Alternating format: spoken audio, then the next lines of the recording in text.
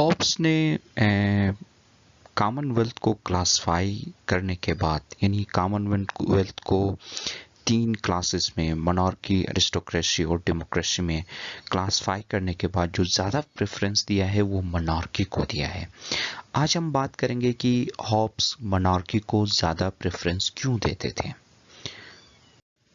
तो सबसे पहले हॉब्स का ये मानना था कि मोनार्क आसानी से पब्लिक और प्राइवेट इंटरेस्ट को आपस में हार्मोनाइज कर सकते हैं, क्योंकि ये चीज़ डेमोक्रेसी में या एरिस्टोक्रेसी में मुमकिन नहीं है।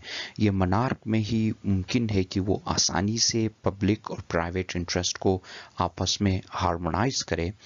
और चूँकि मोनार्क के लिए फेवरेट्स बहुत कम होते हैं और उन कम फेवरेट्स के होने की वजह से वो आसानी से प्राइवेट और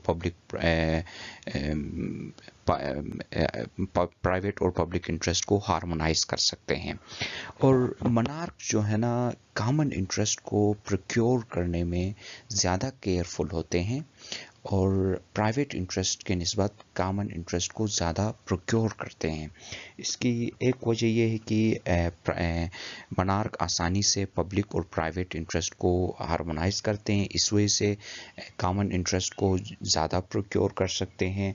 उसके अलावा उनके फेवरेट्स कम होते हैं। फिर उसके अलावा ये भी कहते हैं कि हॉब्स ये भी कहता है कि कोई भी मोनार्क तब तक खुशहाल नहीं हो सकता जब तक उसकी रियाया खुशहाल ना हो। तो अपने रियाया को खुशहाल करने के लिए, दरअसल खुद को खुशहाल रखने के लिए वो चाहता है कि उसकी रियाया खुशहाल हो जाए, और अपनी रियाया को खुशहाल करने के लिए वो पब्लिक और प्राइवेट इंटरेस्ट को हार्मोनाइज करता है और कॉमन इंटरेस्ट को ज़्यादा से ज़्यादा प्रोक्योर करता है। और फिर ये कहता है कि मोनार्क हमेशा काउंसिल्स या फिर सजेशंस को सुनने के लिए तैयार होता है, और जो सजेशंस वो सुनता है वो बहुत ही सीक्रेट रहते हैं, बहुत ज़्यादा सीक्रेट रहते हैं।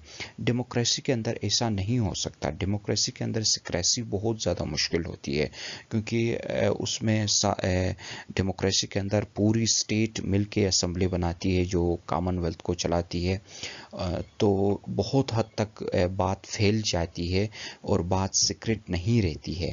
मोनार्की के अंदर बात सीक्रेट रह सकती है।